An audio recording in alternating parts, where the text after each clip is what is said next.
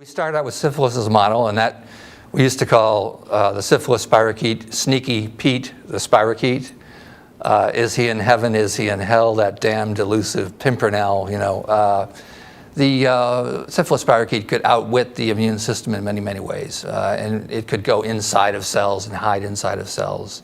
It could hide in areas of the body which we call sanctuary sites, where the immune system doesn't get to very easily, like it hides in brain, because brain is a sanctuary site. It hides in the eye, because the eye is a protected site, and the immune system doesn't get into the eye and the inside of the eye. And there are other areas of the body where these sanctuary sites exist. Remember when we were fighting the Vietnam War, there were sanctuary sites outside of Vietnam and the adjacent Asian countries where the Viet Cong would hide. And we would have military activity inside the borders of Vietnam. We couldn't get to the sanctuary sites because they were outside of Vietnam. Same concept.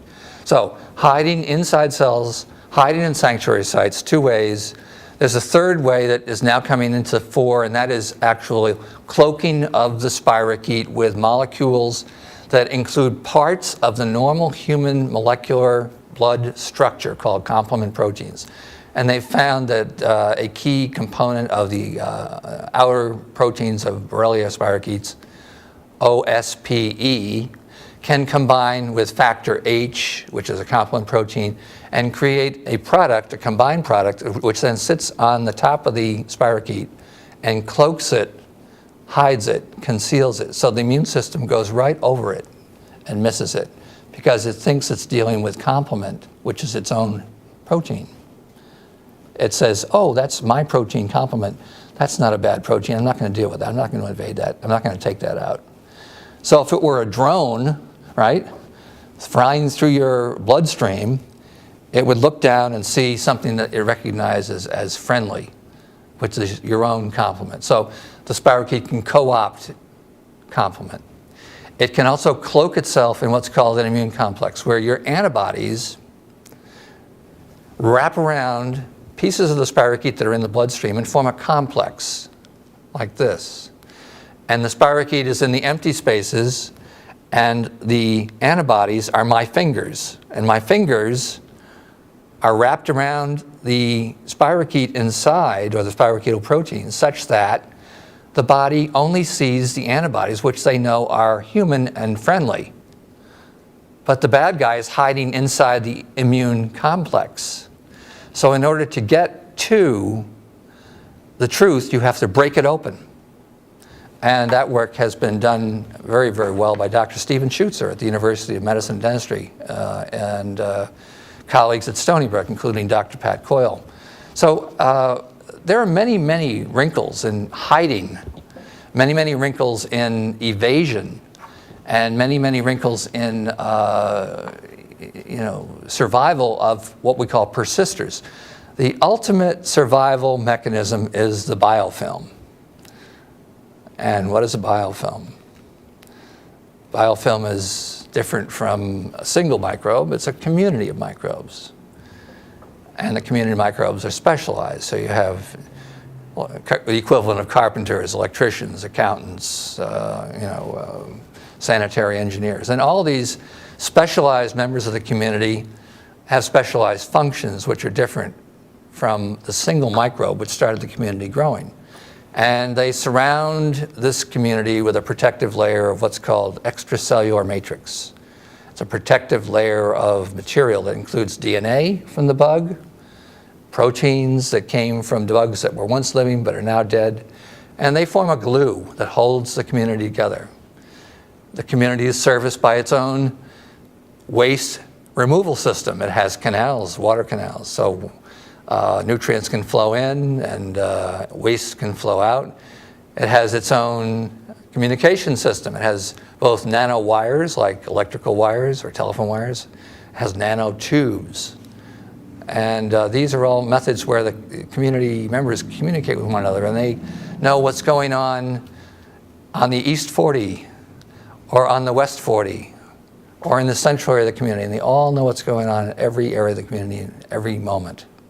And so this is a very sophisticated system of microbe cellular organization which evades the immune response and promotes survival, and promotes chronic infection. The microscope work that I did in the 80s was, again, heavily based on the green monster, which is the syphilis model. So with syphilis, we knew that syphilis could exist in a spiral form, which is like a corkscrew. Syphilis could exist in a granular form, which is like salt and pepper flakes. But the spirochete has actually been chopped up into little pieces, or little sausages that are then chopped up into smaller and smaller pieces, and each of them takes DNA with them. So the little pieces, even though they're not the entire long corkscrew, can reform the entire spirochete. So we have spiral forms, we have granular forms, we have liposome forms, which you alluded to. They're also called blebs, but liposome is the correct scientific terminology, or microvesicles. Those are little forms that pinch off. So if I were to pinch my skin like this and raise up an area and then actually have this detach from my skin and separate and stream off into the bloodstream, that would be a liposome form. And inside that would be some DNA from the bug and a coating of my outer tissue, which in this case is skin, wrapping around it, so it looks like it's human. And then there are forms that are larger, like balloons or soap bubbles that have no cell wall. And they're very much like the cell-free L forms that were first described in the Lister Institute. They have no cell wall, and they can assume a variety of shapes. And finally, there are, my favorite, the cystic forms, or the round bodies. And those are spirochetes that round up, just like you'd circle the wagons in the Old West, they round up into a sphere. And the worm-like elements of spirochete are inside the sphere, and you see them like a ball of worms, or cotton in a ball of yarn. And then over time, these continue to exist. They can open up, and they can reform the motile spirochete again. I think of the spirochete that moves, which is the corkscrew form, as analogous to the male factor, which is the spermatozoan, which has a tail, which moves it, and it has DNA. And its function is to move DNA from the male factor to the female factor, and then once it reaches its goal, it drops the tail. It doesn't need it anymore. And the DNA and the egg fertilized becomes a new human being. So motility is not necessary, movement is not necessary, spiral form is not necessary. There are other forms that are actually straightened forms that are mutant forms, and they look like this ballpoint pen. And under the microscope, inexperienced people with a microscope would look and say, that's a straight form of a bacteria that's not Borrelia, because it's not a spiral, it's not a corkscrew. Well, in many cases they're wrong, because this mutant is straight because it's lost its flagellae. Flagellae are little ropes, like guy wires, that are connected to little motors, and the motors pull on the wires, and then that pulling action promotes rotation, promotes forward movement, backward movement, twisting, breakage apart. All of the movement things are due to the flagellae. There are flagellin-less or flagellin-negative mutants of Borrelia burgdorferi that have been proven by alien studies by Dr. Alan Barber again, who is preeminent dean of American spirochetal microbiology, as far as I'm concerned. Alan G. Barber, professor at University of California. He described this straightened form, no corkscrew, but Borrelia just the same. When the tick assaults, and he does assault, just like an enemy assaults or a mugger assaults the human body, the tick inserts its mouth part, which has barbs on it and looks like a harpoon, and pushes that through the skin. Now normally, your skin has nerves that would make you aware of something going through your skin, and you'd feel pain or you'd feel itching. The Borrelia has chemicals in its saliva that neutralize this sensation of pain or itching. So you're not aware of the bug being attached to your body.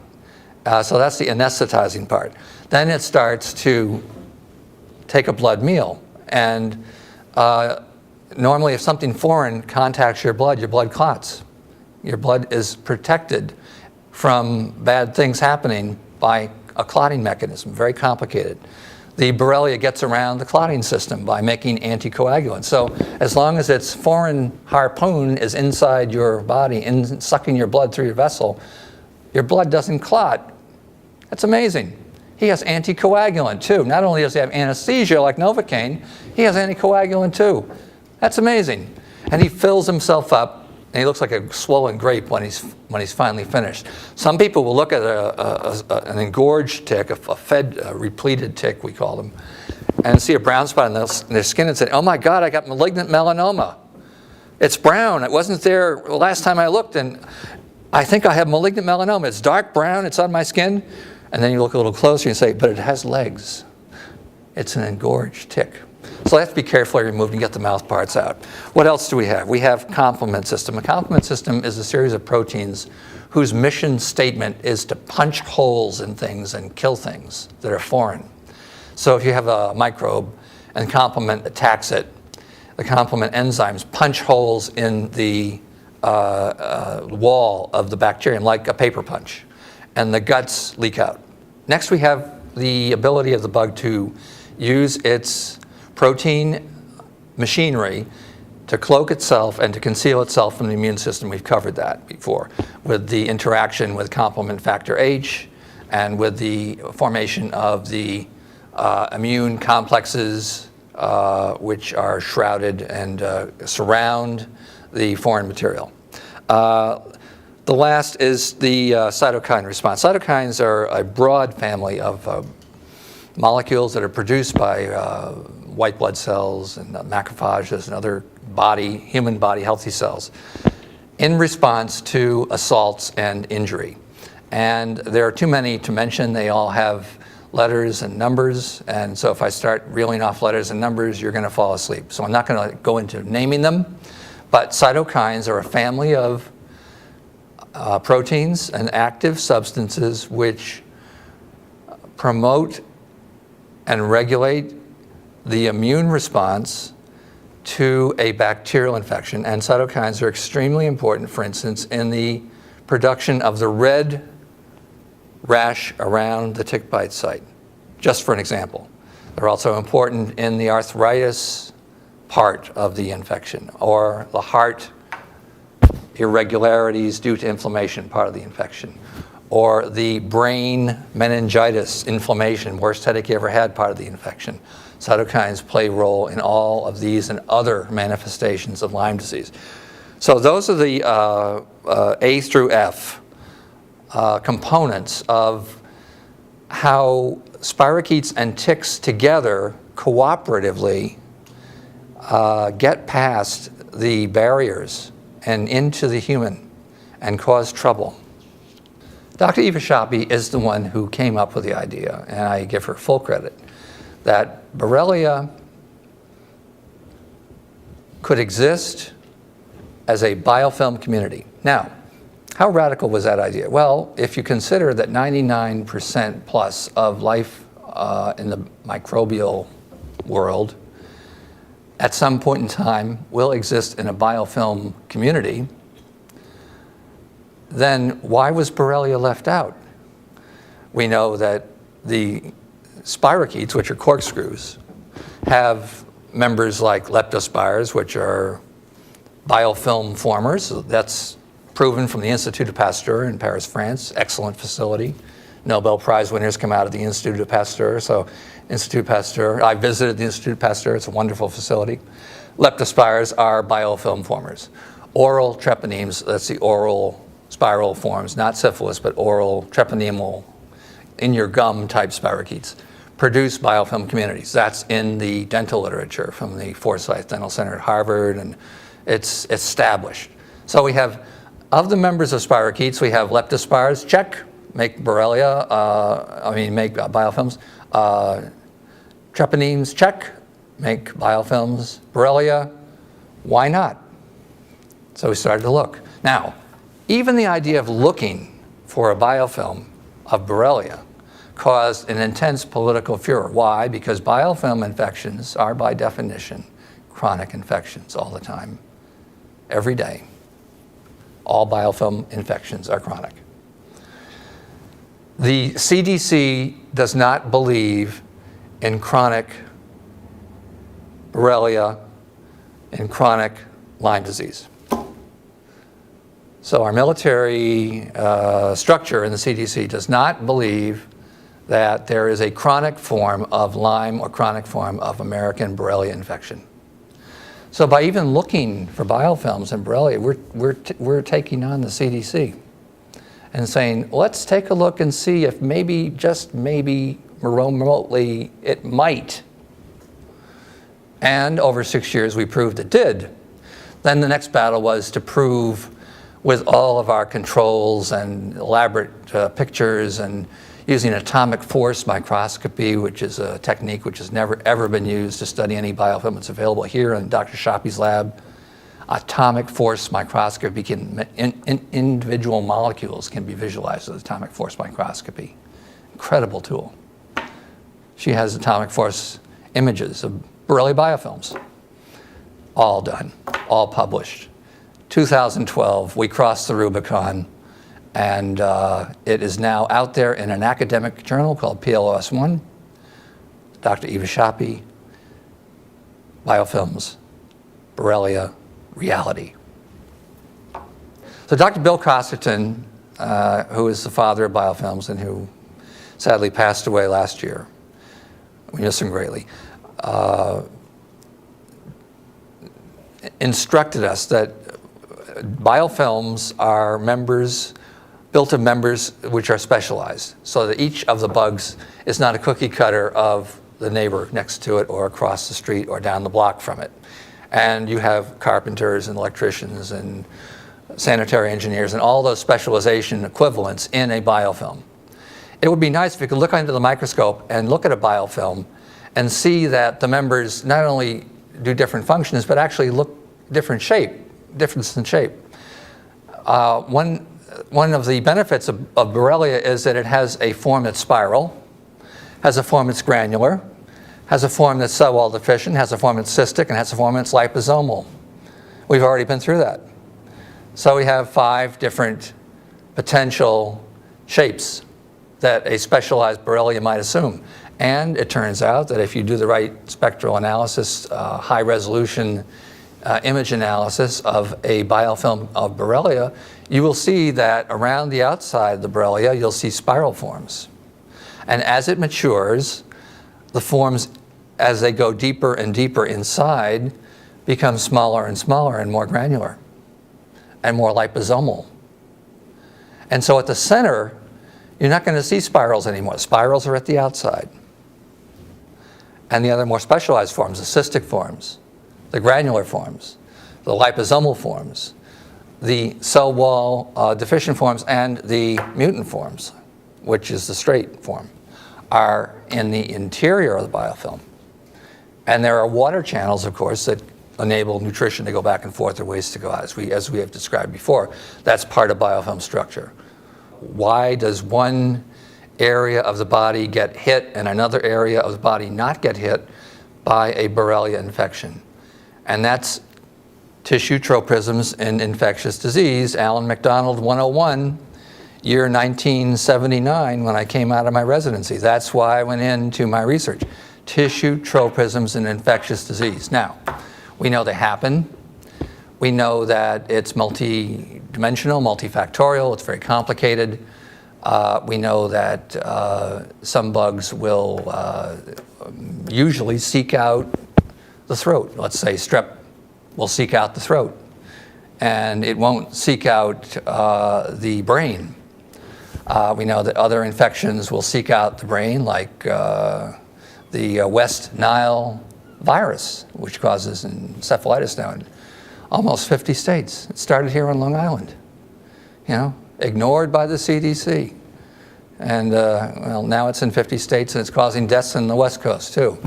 So that causes brain, it has a tropism for brain. You don't have a rash, a Lyme rash, with a West Nile virus. Now, there are now 100 genotypes of Borrelia burgdorferi known to be existing in the United States. last month or so, we found strain 101. And what's strain 101? Borrelia miyamotoi.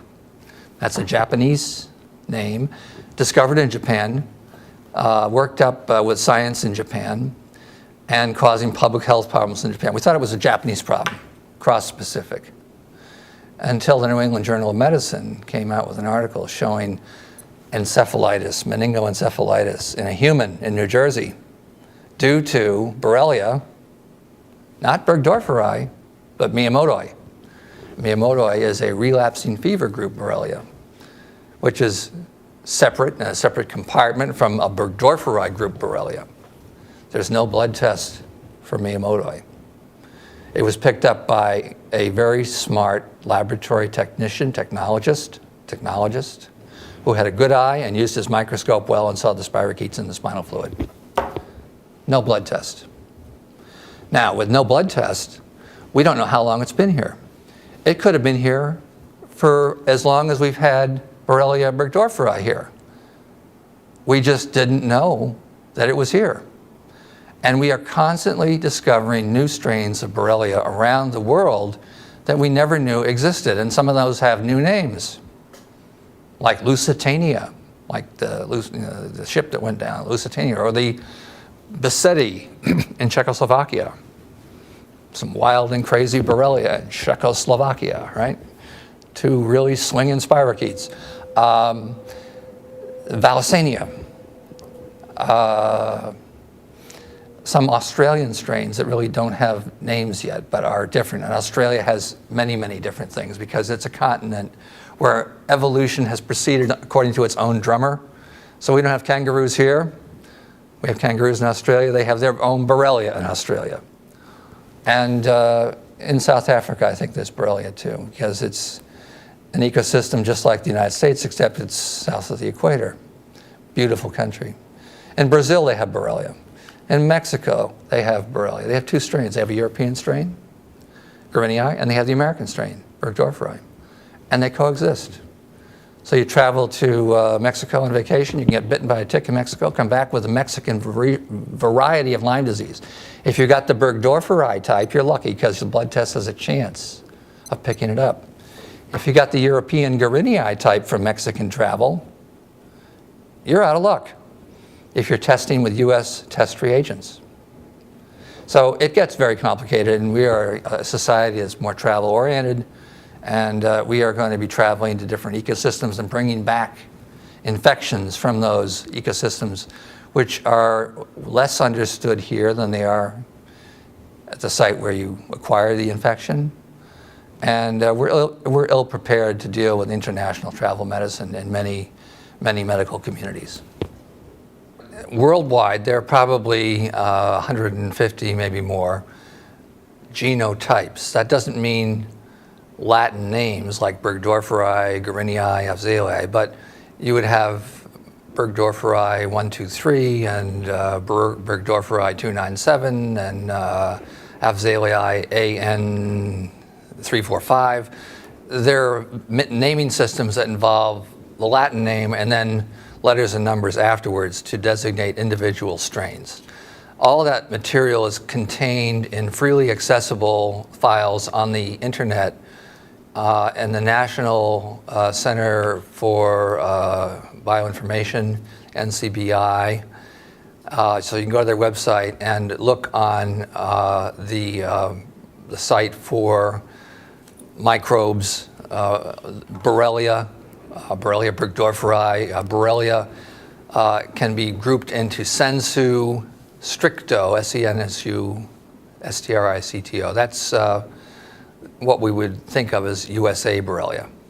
And then Borrelia sensu latu, which is an amalgamation of USA Borrelia and European Borrelia and other Borrelia. So there's ways of slicing the cake so that you can make it a little easier to manage because you have all this data and you're awash in this tsunami of data and different genotypes and different mutants and it becomes overwhelming very fast. But the important thing is that if you are looking for a specific Borrelia that is unusual or is not well represented or is not represented at all in your community because they got the infection in Europe, then you are better served with a European manufactured Borrelia test kit.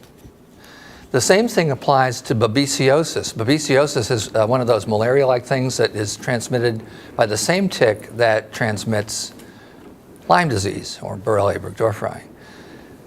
On the East Coast, we have microbes babesia. On the West Coast, we have Duncani babesia. If you are testing the blood, you can look for antibodies to the babesia, but you must use a microbes test kit for East Coast microbes infections. It won't pick up the West Coast Duncani. And if you're looking for Duncani, you must use a Duncani manufactured test kit because it will not be picked up by the microbes. And there's European strains of babesia, and there's a Missouri strain of babesia. So it's not just that we're talking about the special case of Borrelia being picky.